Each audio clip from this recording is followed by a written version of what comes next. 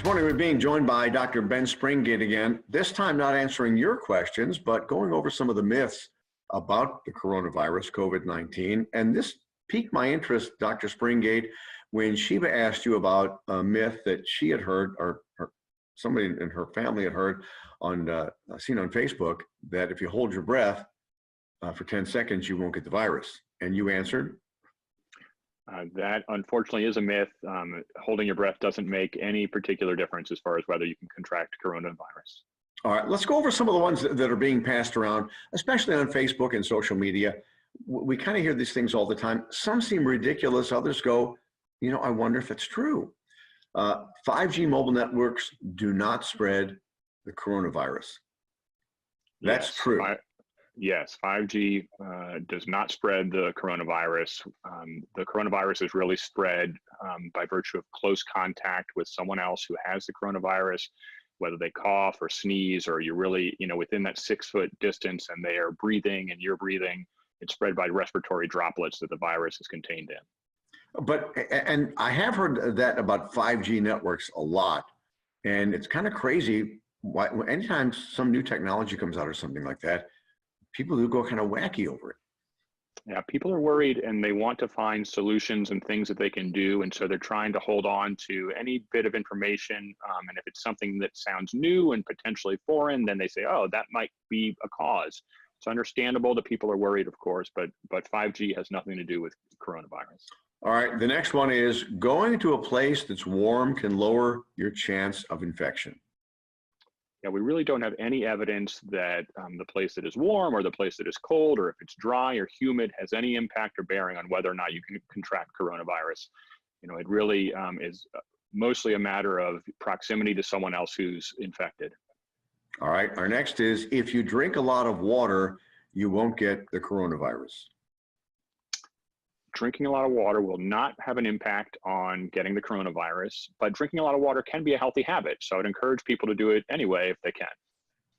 The next one is one that I had not heard, and it's almost, I can't believe anybody believes this. Aiming a blow dryer up your nostrils can destroy the coronavirus. That one is not true.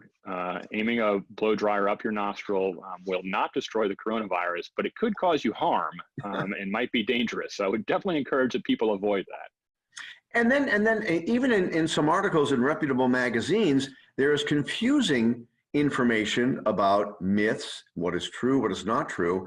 In U.S. News and World Report, they were trying to bust some myths, and they said, because people asked, the coronavirus is airborne. Their answer was the coronavirus isn't airborne. You cannot get it by merely breathing the same air as an infected person. And you say that's kind of half true, half not true.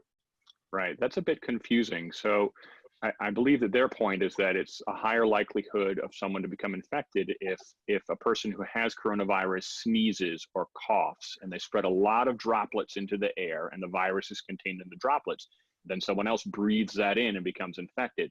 But if you're in close proximity to someone within 6 feet, within the social distancing 6 feet, and you are breathing the same air, a number of droplets come out with each breath. And whoever's nearby can even not a sneeze or a cough, just breathing. Exactly, that's right. When we breathe out, if you hold up your hand in front of your mouth and you breathe out and you feel that warmth, part of that warmth is the temperature of the air, but part of that air that is so warm contains droplets. And so you can imagine that the droplets are spreading, not as much as a sneeze or a cough, but with every time you breathe out, there are droplets coming out. So that's why prolonged exposure within 6 feet, breathing that same air puts you at a higher risk, and we want to avoid that. And that's why it's so important to wear the mask if you're out. You're not protecting yourself as much as you're protecting other people. And if everybody were wearing masks right now, we'd be protecting each other.